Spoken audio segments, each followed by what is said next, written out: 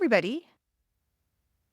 Welcome to the YouTube channel for the Renaissance English History Podcast. I'm your host, Heather, and this is Dinah. She was asleep on my chair, and now she's woken up, and she's not very happy about it. She actually came from Spain, this little kitty. She was found on the side of the highway outside of Ronda in Andalusia when she was just a little kitten. And when we left Spain, she came back with us because we were living there.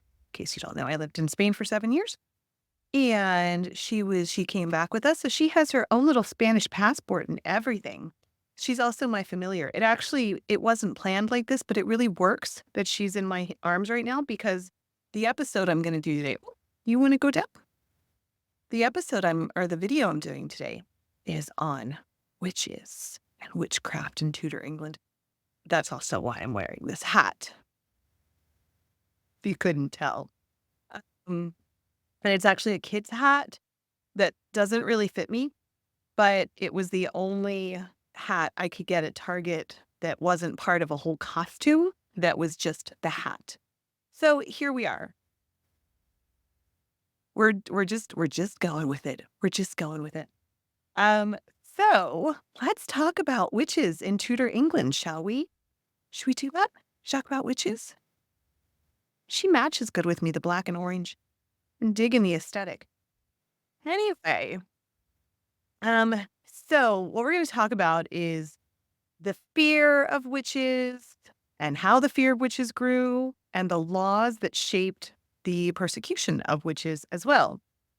So although the Renaissance was a time of learning, it also saw the rise of a fear of witchcraft that hadn't actually existed before. Okay, down you go. You want to go? Okay, down you go. Okay, there. Now I'm just brushed off all that cat hair.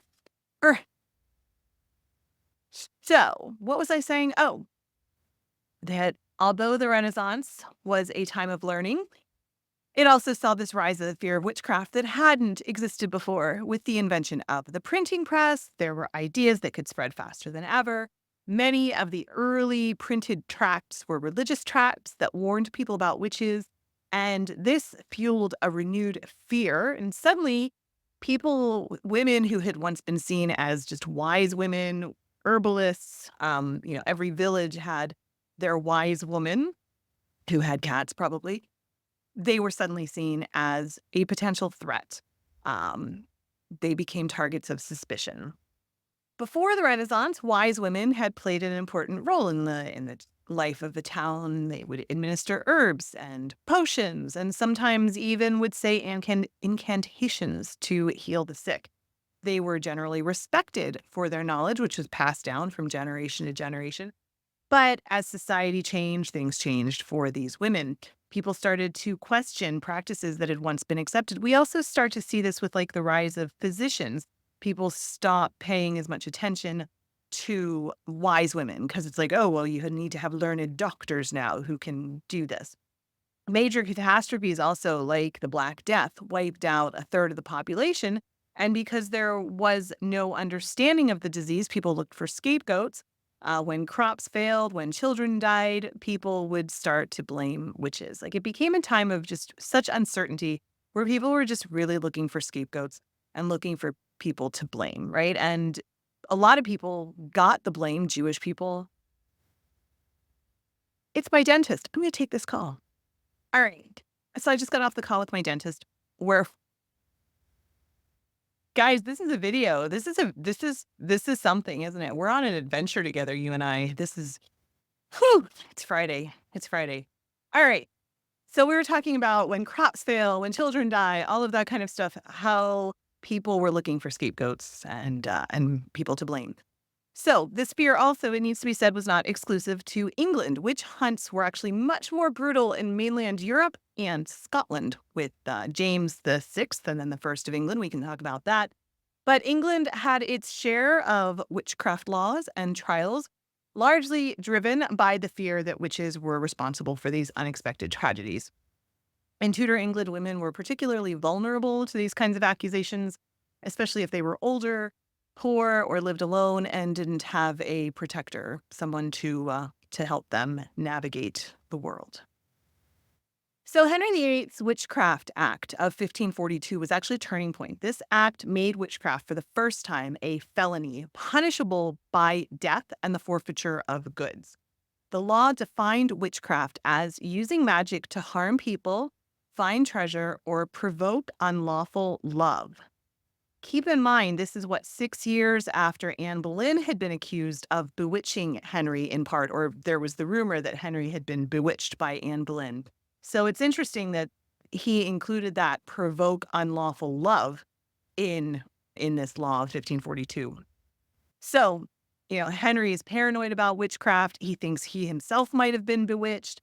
There's a lot of swirl about witchcraft going on. Also, the idea this is when we start to see this rumor of Anne Boleyn having had a sixth finger and her being a witch. So, Henry's Witchcraft Act laid the groundwork for the harsher persecution of witches, but it wasn't long before Elizabeth I passed her own version of the law. In 1563, just 21 years later, Elizabeth's Witchcraft Act was slightly less harsh than her father's. It only enforced the death penalty if harm had been caused through the witchcraft, while lesser offenses that hadn't caused any real harm were punishable by imprisonment. So if you were just going to go practice some witchcraft but not hurt anybody with it, that was just imprisonment. Like Henry's law, it also eliminated the benefit of clergy, meaning that even educated people could not escape punishment. So back then, there was this thing called the benefit of clergy. Because most before the printing press, before the rise in literacy, the only people who were really educated who could read, say, a Bible verse would have been the clergy. And the clergy were, in theory, exempt from the secular laws because they had their own church courts for things like this. I'm going to have a tangent on that in a second. And so if somebody was sentenced to death, they could claim the benefit of clergy, and they were then tested like, okay, are you really clergy?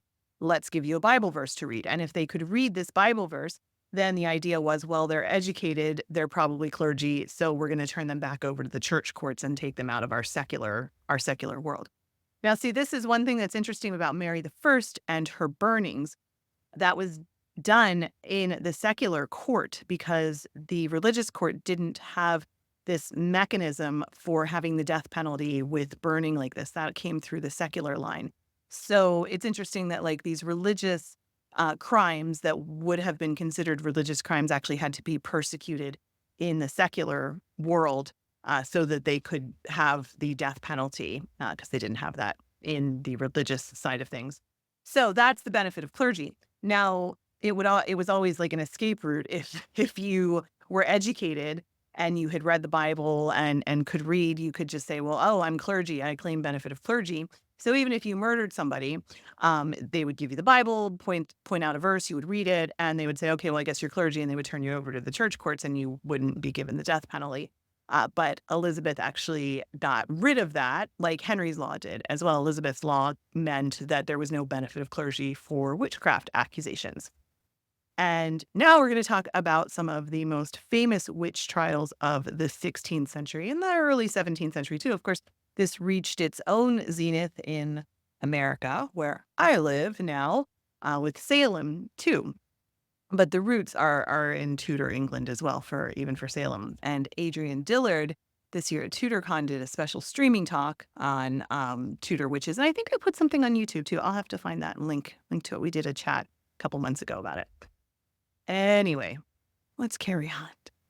One of the first most famous cases of witchcraft was Dame Alice Kyteler, who lived in Ireland in the early 14th century. So this is a little early. Alice was wealthy. She got married 4 times. After her 4th husband's death, his children accused her of having poisoned him.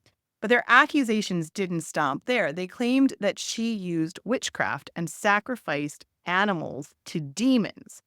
Alice fled the country before her trial, but her servant wasn't so very lucky. Her servant was burned at the stake, and this was one of the earliest known witch trials in Ireland.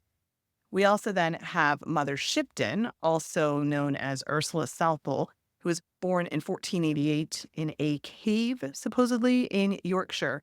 She was the daughter of a woman who was accused of witchcraft and grew up to be a famous soothsayer. Now, interestingly, unlike many others who were accused of witchcraft, she kind of leaned into it. She wasn't executed. She became a local legend. Her prophecies echoed across England and even were referenced during the Great Fire of London. So it was possible to kind of navigate this world of being a wise woman and not be persecuted. But of course, that was so precarious because if you got on somebody's bad side and something random happened, their cow died or their crops failed, and they might find it very easy to blame you. And if you didn't have everybody watching out for you, if it was a powerful person in town, that could hit you quite badly. So anyway, moving north to Scotland, we get the tragic tale of Agnes Sampson, a midwife and healer caught in the North Berwick trials of 1590. After King James VI got married to Anne of Denmark, of course, Anne's ships coming over, there was like a terrible storm that happened.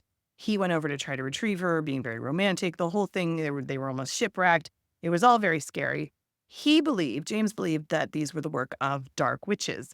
And Danish women were already being burned for having caused the storm. And James, very much interested in witchcraft, decided that he would have his own trials for it because he didn't want the Danish people to be the only ones burning witches, right? So Agnes was accused of having raised the storms.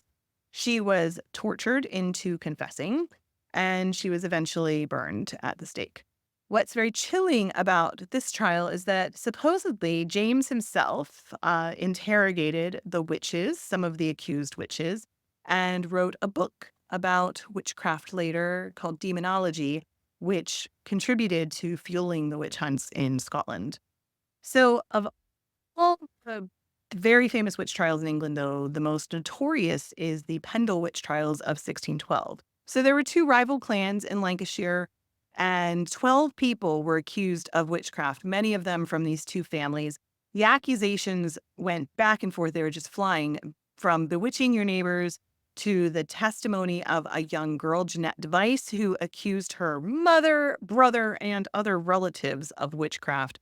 In the end, 10 people were hanged, and the Pendle witch trials accounted for 2% of all witchcraft executions in England.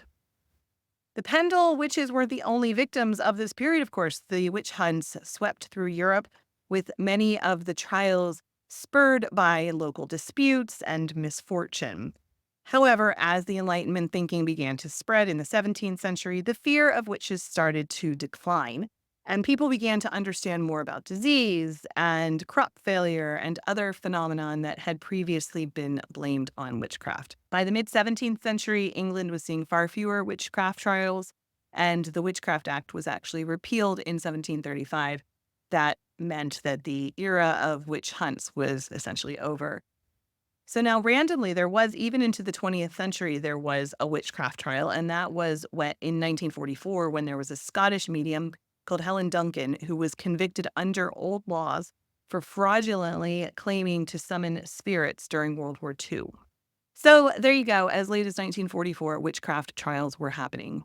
Very, very interesting. All right, look, if you made it to the end of this video and you enjoyed it, I sure would appreciate a press of that like button. It helps feed the algorithm and get our content to even more people. And I sure hope I earned your subscription to my channel, where I put out videos like this on the regular. Sometimes I talk to my dentist in the middle of it. Sometimes I don't. All depends on what kind of day we're having. All right. Thank you, guys. Don't forget, you are deeply loved. I'm so glad I share the planet with you. Thank you so much for being here. And don't forget to drink your water and stay hydrated. Just because it's getting cooler out, although SoCal, I see you. I know it's not getting cooler there. But in the rest of the country where it's getting cooler, just because it's getting cooler doesn't mean that you can't stop drinking your water. So do that. I'm not practicing what I preach because you know what I've got on my desk over here? I'm going to share a Diet Coke from McDonald's. Yikes. Don't tell. It's a secret. All right, friends. Thank you so much for watching, and I will be back again very soon. Happy haunting. Bye.